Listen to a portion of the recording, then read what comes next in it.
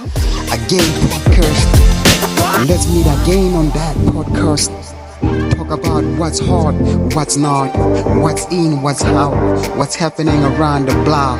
You know, Again Podcast by Brian Smith. Again and again, once again, welcome to the Again Podcast with me, Mr. Smith. Please don't forget to like, share, and subscribe. To all my subscribers, guys, thank you so much for following us. Thank you for the love that we've been receiving all over the street, all over the places, guys. We love you all. Today, guys, I brought you guys the light of the party. Not he lives in the party, but if he's there, the party lights up. What am I doing? Yeah. How's it, brother? Nice, bro. It's good to be here, eh? Yeah. It's been a while, eh? Yeah.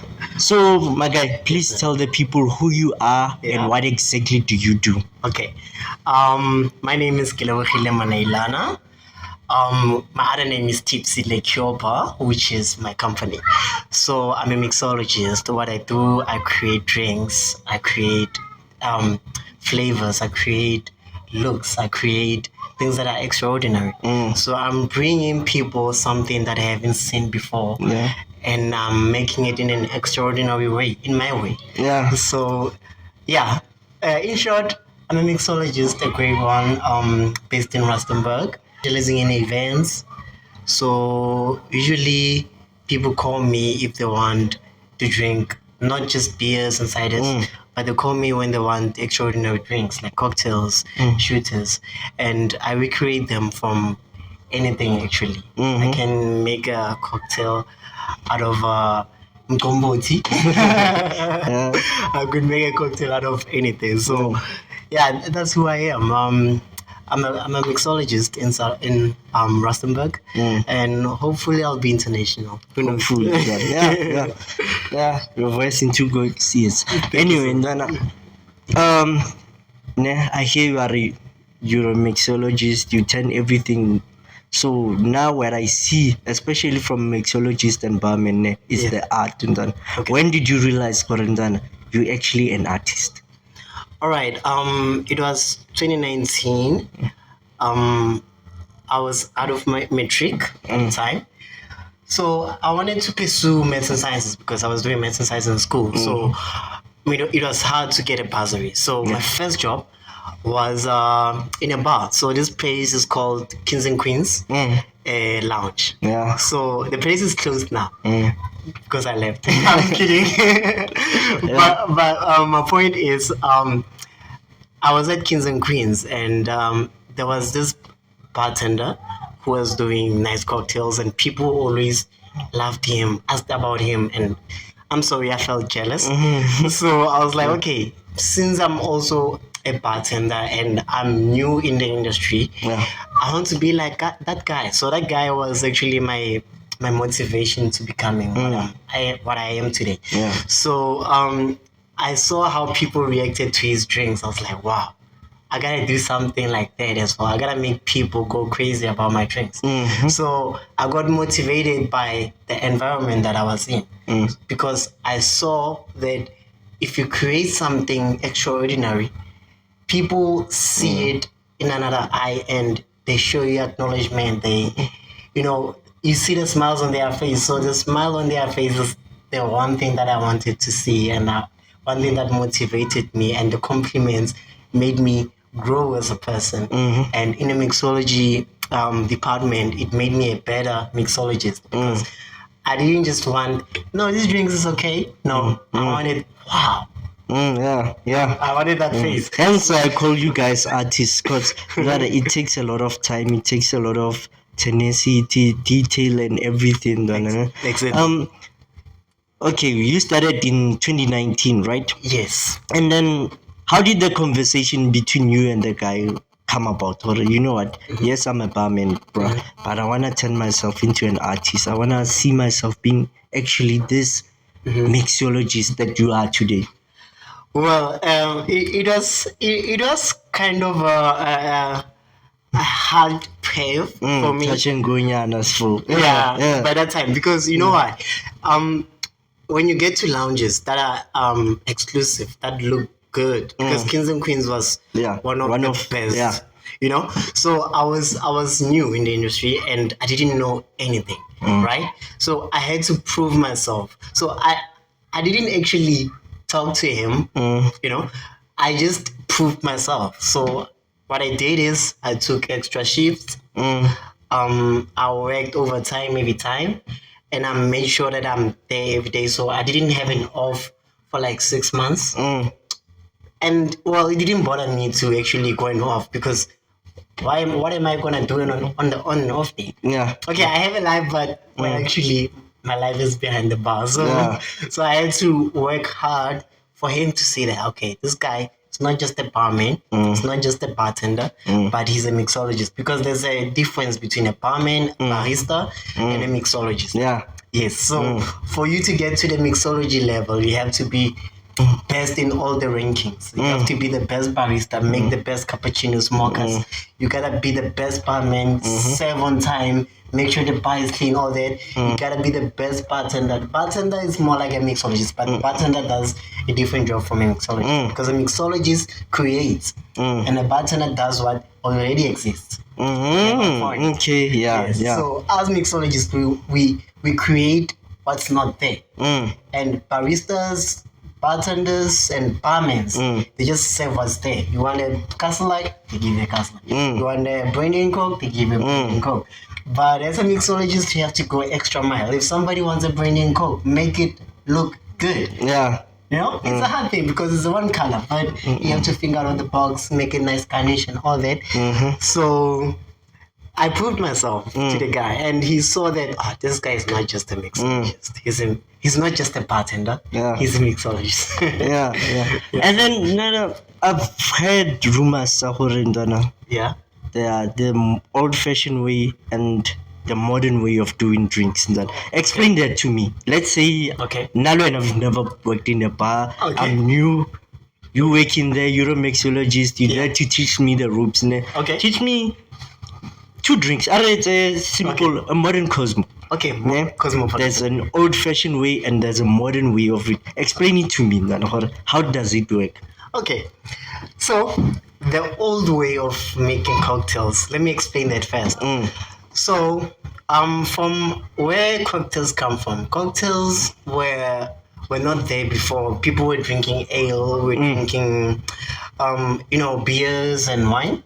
So now one person, just that I forget the name, one person came up with a mixture. So that cocktail had a sugar syrup. You wanted a drink that is nice on your taste buds, but also it gives you a kick. So he made a drink out of sugar syrup, whiskey, and bitters, and a bit of lemon juice. So we call it an old fashioned. So this is how you make the old drinks. The old drinks usually, it's either you stir them or you just build them up in a glass. So most of them, for example, your Cosmopolitan. Yeah. So Cosmopolitan is mostly the classic cocktails. They don't take much of ingredients. It's just like 4 to 5 ingredients. So as it gives you a bit nice tipsiness. So Cosmopolitan is cranberry juice, it's lemon juice, it's vodka, it's triple sec. Yeah. So it's a simple cocktail. People you can stir it or you can shake it. Well, by stirring, you just put your ingredients in a glass. And then you have your bar spoon. Well, it's a bit of my bar materials I wish I had. Yeah. But you have a bar spoon, you put your ice in a mixing glass, you stir it and then put in a glass. By shaking, there's 2 different types of shakers. So back then they were using double tin shaker. Yeah. Before we had the other types of shakers. So they will pour their mixture in the small shaker and then put ice on another one, combine them, shake it, make the drink chilled and nice. Yeah. So that's the old way of doing cocktails. So they do them simple. They make them one color. Most of them, they are just one color. If it's just that Sex on the Beach was more modern because it came after 21st century. Yes. And then most of them, they were before 21st century. So they are quite basic. So now the modern way of doing cocktails is different from what they were doing in the past. Because in the past, they were not like that much Extraordinary, You know? colorful, and all that. Yeah. they didn't believe in garnishes that looks like anything you can think of, like making a bed out of a orange peel, Yeah. or making a flower out of lemons.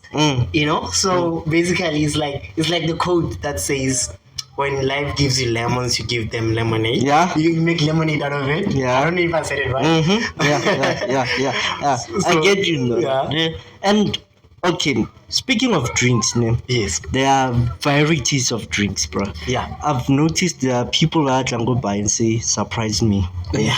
And then I love those surprise me, because then there are also mixologists who specialize in their own mixtures, who actually have their signature drinks now. Exactly. So give me your 5 Kele's signature drinks, your to go to.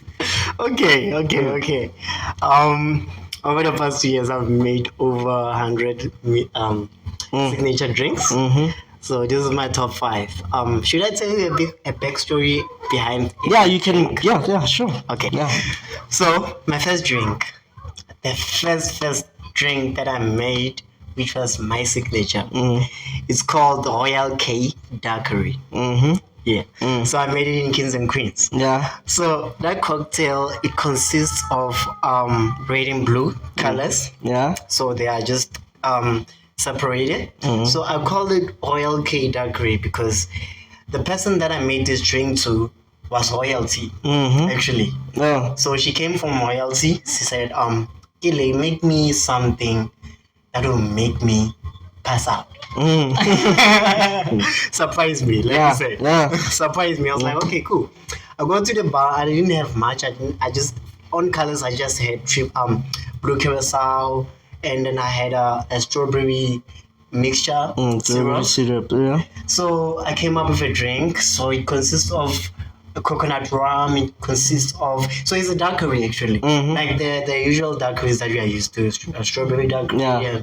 Yes, but that one is different. So I call it Royal K because Royal representing that lady, K for Kele, and it was a very nice daiquiri. She loved it. So that was my first drink. So the second drink, it's Kiwi Frost. So Kiwi Frost, I made it the same. So it's my second best. Yeah, I saw that on social media. Yeah. Oh, thank you. So Kiwi Frost is my second best because it was my first time taking a different path on creating mixtures. So how is it different? It's because it's fresh. So I took a different take on cocktails. I made a fresh cocktail out of fresh fruits. So the fruits that I used on Kiwi Frost is coconut and kiwi. Kiwi is the star of it.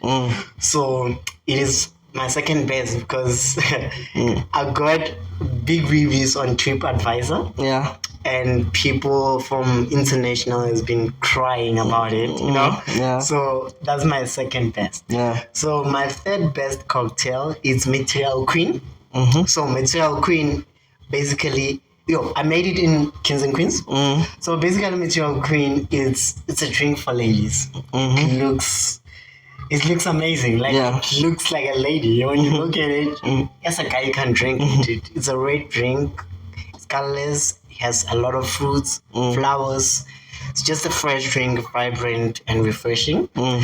And my fourth best drink. So I made a twist on whiskey sour. Okay. So this drink is called Dirty Whiskey Sour. So whiskey sour is one of the classics, but this one is dirty because it's different from the original whiskey sour. Yeah. I made it for this gentleman. He's a lawyer. He didn't like any kind of drink besides whiskey. So I was like, I can't just make an old fashioned or regular whiskey sour. So I was like, okay, let me make something flavored. So it's a peach passion fruit flavored whiskey sour. It's different from the classic one, but it's very refreshing. So I'm on number 4. Yeah, the last one. Give me the last one. So the last one, Under the Sea. So Under the Sea, wow, I'm so connected to that cocktail. I don't know why it's not my first, but it's my last on my 5 on the list of 5. Yeah. Sorry. So under the sea is a drink that looks like an ocean inside. So I create fishes, dolphins out of a lemon peel, orange peel, grapefruit peels. So I create living things under the sea. Put them in a drink. It looks blue. It looks sandy underneath. The ingredients are not important for that, but that cocktail is one of the best because it really does look like a sea. So I called it under the sea because of the garnishes, the blue, the sand underneath the glass, but it's not an actual sand, so I made my artificial sand to look like a sand, but it's a drink. So that's my top 5. I hear you speaking about the garnishes and different textures, different taste and all that. Yes, sir. But let's speak about the most difficult part about being a mixologist, Okay. There are those people with allergies, bro. Okay. Let's say, for instance, somebody's allergic to coconut, allergic to kiwi, such things. There are people with different allergies. Yeah. Do you, as a mixologist, take the leap or to understand, or is this person allergic, or you just do it? Well, Where does the conversation go? Give me a suggestion, but do you ask her, are you allergic to this, or you just do and okay. the conversation here? Good question. Well, myself, I'm a person who likes to express myself, because what I'm doing is like, man, it's like a dream. So when I come to you, asking me about a drink, firstly I need to know your preferences. Yeah. So this is how the conversation goes by. Let's make an example. You are my guest, right? Okay, I come to you. Good afternoon, sir. Yeah, how's it? How are you doing, sir? I'm good, and you? Good. My name is Kele. I'm the mixologist. I make extraordinary drinks, and I would love to surprise your taste buds. What do you like to drink? What do you feel like?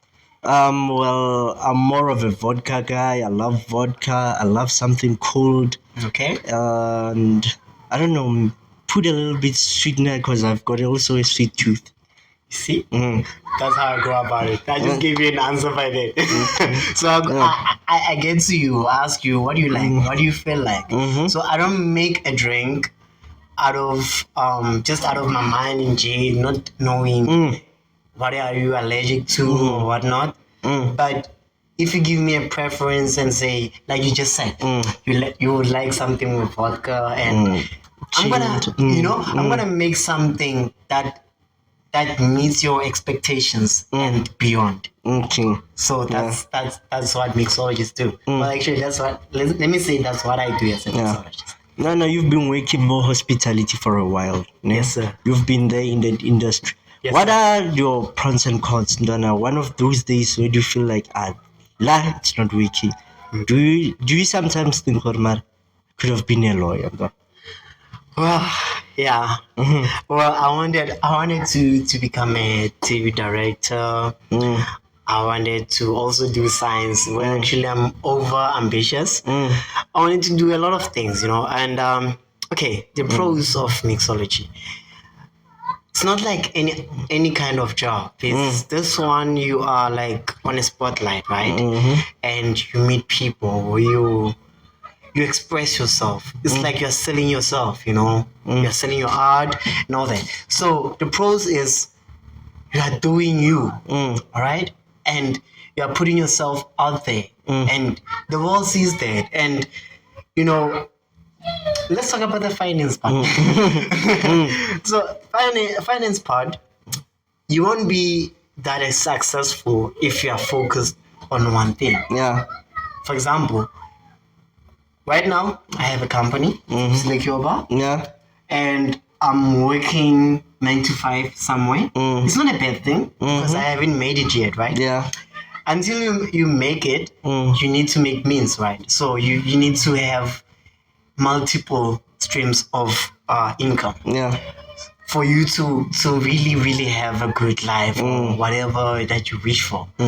So the pros is if you're good at what you do, you're gonna make a good content. You're gonna go places. Like I've been places. I've been called left, right, and center. Yo, we want you to job, come. It's a nice thing because you travel, you see places, and the nice thing about it is there's no pressure when you're when you're behind the bar and knowing what you do. Yeah. There's no pressure. Even though there's 100 people who are looking for different kinds of cocktails, you can do it if you're confident, if you know what you do. But the cons, well, it's quite a stressful. It can be stressful. It's a stressful industry, and again, most of the workplaces, they are not pleasant. Some places they will exploit your dream. They will exploit your art. They will take your art, use it, make money, and then throw you out like a chewed gum. I wanted to say gum. Chippies. Yeah. And then it has a lot because you'll be doing what you love and you'll be doing it out of your heart. So in most cases, bartenders are working 9 to 5, but they're not earning much. That's the cons. And in most cases, you'll find out that people don't drink cocktails that much at some places. And then you are there and you're trying to sell yourself and then you're not making means. So that's the cons. So yeah, that's pretty much. But to be honest, it's the best job to be on. Yeah. Not just a job, it's a career. Yeah. Yes. So, Kele, Brandon, Yes, sir. you have a business. Yes, sir. When did you start your business? Okay. Remember I told you about Kings and Queens? Yeah. So Kings and Queens was my driving force for Tipsey. Well, I started it 2020. When was the COVID again? Yeah, 2019. It's COVID-19. 2019. We got locked down March 2020. Yes. So I started it before COVID because niggas all Kings. I was from Kings and I felt like, man, I need to do my own thing. Yeah. I need to come up because I saw how this guy was actually accumulating on that. I was like, wow, a lot of people are coming and each cocktail was like more than $50, which I made my calculations. I was like, wow, now this is good money. Besides money, I loved what I was doing, what I'm doing actually. And from Kings and Queens, I quit it and I was like, let me start my own thing before COVID. And then COVID stopped me for a while, but from there I've been pushing. Yeah. Yes, sir. And then in business, Nana, there are fundamentals of business. You need to have a market, you need to have access, you need equipment, you need capacity on all those things. Let's say you saved from Kings and Queens. Yes. Before you start your business, what were you drawing? What was your plan and goal for your business? Okay. So, to correct you, I didn't say from Kings and Queens. Because I was new in the industry, I was living in a moment. So I started my business out of nothing because I didn't have a sponsor, I didn't have capital, an investor, I didn't have anything. Yeah. So I quit it because Kings and Queens was not treating me right at the time. So I was like, no, man, I can do this by myself. So I started on my own. So my goal was I wanted to create a mobile bar that's bigger than Liquid Chefs. Because before I started, I looked at my competition first. And I saw that, okay, there are quite big brands of cocktails and cocktail bar, mobile bars and all that. So I wanted to beat my competition. I wanted to get in there and to be on a spotlight. So it motivated me to start. And starting from nothing, it's more motivating than starting from something that somebody gave you. So it gives you more drive, more push because you have nothing. You have to make something. So what motivated me more is that after I quit at Kings and Queens, there was a wedding, and that wedding was from one of my guests from Kings and Queens. So the lady was like, yo, I love what you're doing here, but I can't have my wedding here. So what do you think?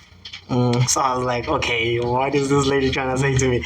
So that idea came quickly. I was like, okay, how about I come to your wedding? Come with my people. I didn't have anyone by the time. I didn't have any idea what I was gonna do. Didn't have a bar, no shaker, no nothing. So it's like, can I come to your location wherever you are, and then I'll come with some few waiters, and then I'll come with a table. And then she was like, no, don't worry about anything. Just come with your people.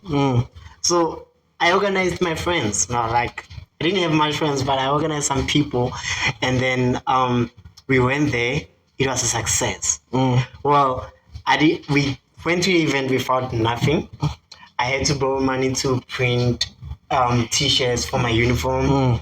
So I had to also borrow money for transportation because I didn't know you have to make an invoice. You have to, I didn't know much of the business insights. Yeah. So I went there with a blank mind with my people, but I knew what I was doing. So I just told my people, when we get there, do your thing. You just gotta get to the people, ask them what they like to drink. Come to me, I'll solve the rest. We did our thing. It was like an 8-hour event, and then they extended time because like we're doing the most there. So from there, I was like, damn, this is actually an idea. I could go to people wherever they are, give them the party. I don't want them going to Ultra Liquor or whatever, buying booze and then, distributing. I want them to come to the bar. I want them to feel like they are at a restaurant, they are at a lounge. I want them to feel like that, but they'll be at their own home, at their own comfort. Yeah. So I got the motivation from there. So that's how the business came by. Yeah. And then business, it's a different complex than working at a bar at an establishment like Kings&Queens. Yeah. Okay, you had a team already. You printed a few shirts. Yeah. Got your money. Yeah, I know you got paid out of it. Yeah, it was good. Then from there, what happened? What was the next step? Did you buy equipment? Did you register your company? How did you market your company to reach as far as all those events you've been through? Okay, so from there, it was some kind of I don't know what to call it, but I was like, okay, I didn't know where to go, honestly. Like, remember I told you I didn't have any business inside. So from the little that I got, it's like, okay, since I have this idea of going to people, doing my thing, I must first have a content. I thought of a content first, and then pushing that content got me more clients. So this is how I made it. Out of what I made, I just bought a shaker, and then just one shaker. I didn't have a bar, so I was using a table, table with a cloth. So I had those. I had a little material. I didn't have social media platform for my company. It was not registered. I didn't have a name. So this is how Tipsey came by the name. So while I was at that wedding, somebody came to me. I was like, yo, one of the guests. It's like, I've been drinking. This is my second glass, and damn, I feel hella tipsy. I was like, really? I was like, yeah, and it feels good to be tipsy than drunk. It's like, okay. So it got to me, how about I call myself Tipsy? Because people drinking my cocktails, they feel tipsy, and they say tipsy feels good. But I didn't want the original way Tipsy, so I edited the name. I put an E, like you see here. So I put an E inside, so as it becomes my name, not the original Tipsy name. And then after I got a name and my one shake and a table, there was an event. The event was in Rustenburg, and I knew the person who was making it, who was organizing the event. So I spoke to the person. I have a bar, but it's not yet established. I just need a space. So they gave me a space for free, luckily, and then I got there, I did my thing. Trust me, it was horrible. I didn't make money. I was there. I set up almost 8 hours, nothing. Sold few glasses. I had people that I had to pay transport going back. I had a lot of things on my plate that night after my second gig, and it was quite tough for me. Yeah. Because I was in a place I was trying to sell my product and I had less sales and more expenses. So I felt like, okay, if I'm really gonna do this, I need to be strong, and I need to persist and be consistent and not leave what I'm doing, because I already quit my job for this thing. So I started thinking of alternatives. How can I make more money? Because now I have this concept already. I'm selling it to people, because people were coming to me, were like, "What are you selling there?" And I was telling them, "I'm Tipsey. I'm selling 1, 2, 3." And then, okay, we'll come back. Somehow I saw that people have interest, but she said, they're Sales are not used- coming. Yeah, and they're not used to cocktails, so I have to put my weight out there more. I have to have a nice presentable bar and all that. So my first gig was not a success, but it was a success because I was there. You actually went there. Yeah. I went there. That's the whole point. Exactly. Yeah. That's where I was gonna ask, Kore. Yes. There are disadvantages and there are flops. Sometimes people fail in business and all that. True. And speaking of that, what are the peaks and the off-peak more business in it? Yes. I've seen, summer seasons, that's where people are having events and all those things, and summer cocktails are roaming. Yeah. And on your off-season, Okay. what's Kele doing? Ke plan B e leng gore o na le yona when you are off season, where there are no customers calling in or saying, "Hey bro, we need you for this event." Okay. So as I said in the beginning, as a mixologist, the pros is that you gotta be multitask. Yeah. You right? Yeah. So because there are times like off season and peak season, like you said. So in off seasons, if you have multiple streams of income, yes. then you are sorted. So on my side, I don't just stay at home waiting for calls or marketing or whatever. I'm doing something in the meantime. I'm doing mixology somewhere. So that keeps me active in my industry, and it keeps me, creative, because I'm out there. I'm putting myself out there all the time.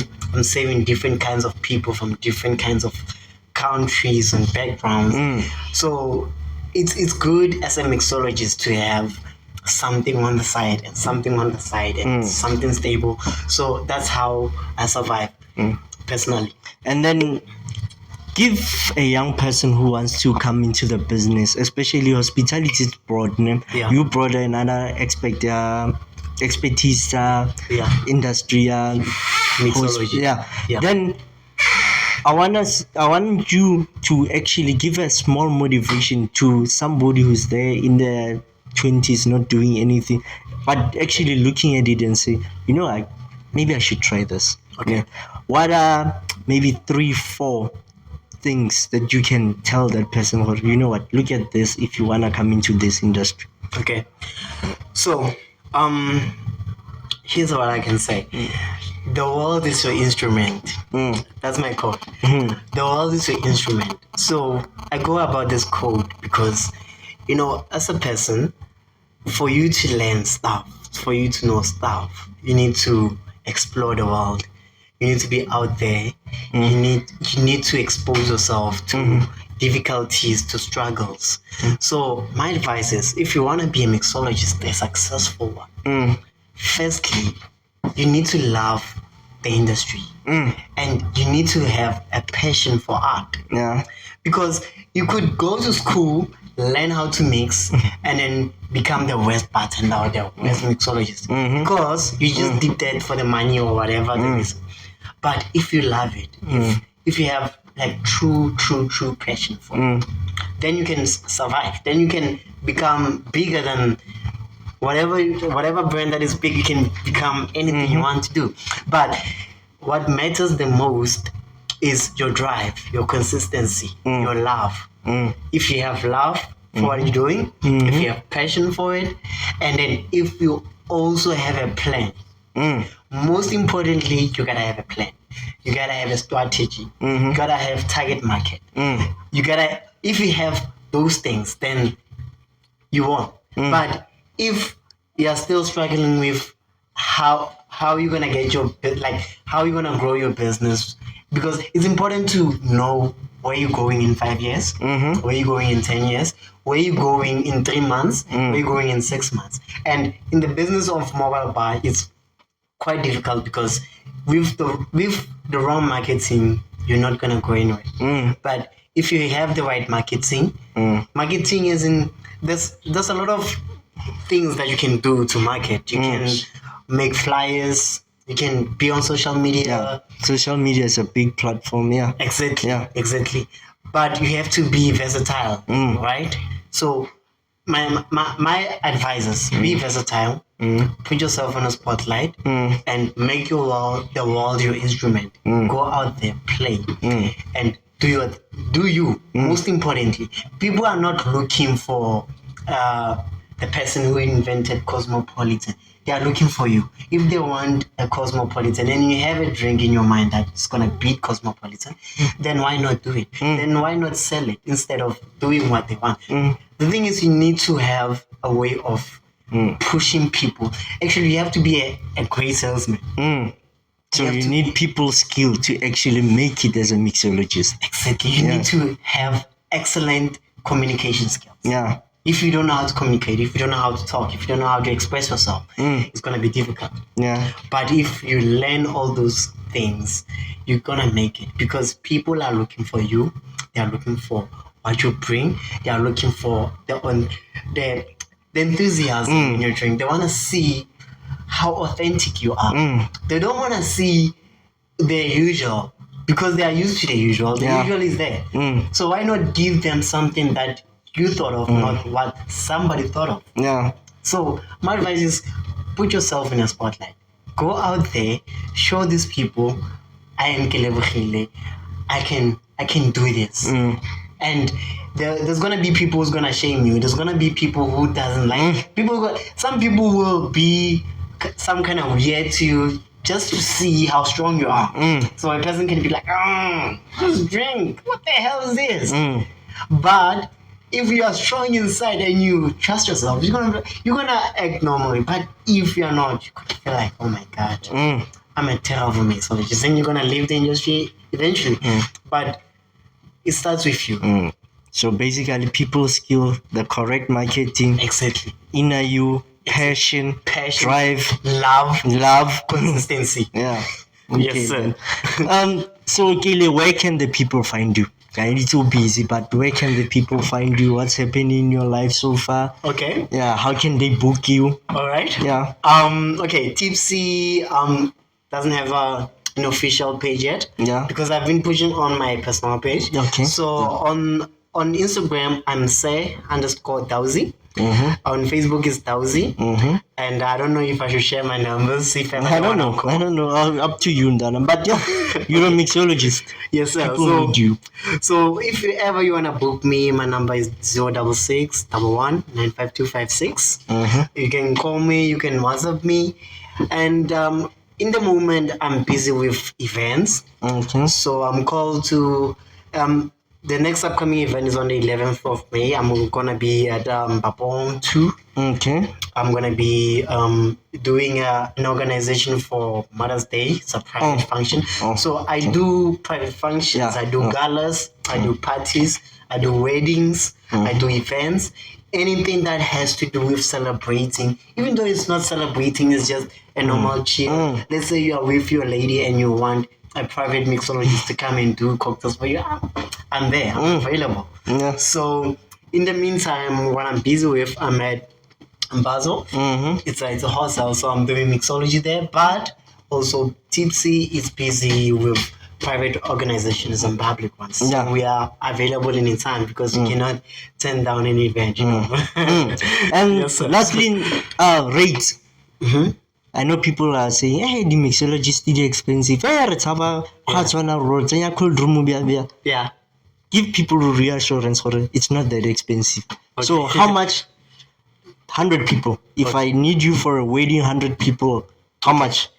Okay, for a mere 2 hours, I charge 100 rand per head.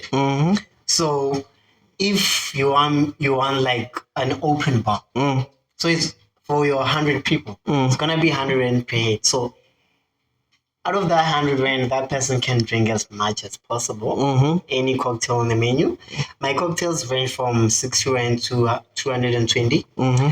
But per 2 hours in an event, it's 100 rand. So that makes it 10,000 for just 2 hours. Give you the most best exquisite cocktail experience.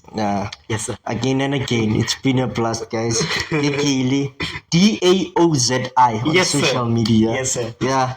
Hope we see you very soon in Donna. I know I'll see you soon. Vele, we've got an event coming Yes, on. sir. Gonna call them. Yes. Guys, he's available. If you need a mixologist, Kele is the guy. Excellent taste, good quality, good service. Yes, sir. Thanks again, Donna, for coming. Thank you for your time. Thank you. Yeah, I know you're busy, but thank you for coming. I hope people book you. I hope you all the best. Thank you so much, sir. And it was nice having a conversation with you. I'm really grateful to be here. And much more for you too, sir. Thanks. Again and again. It's been a boom. We are out.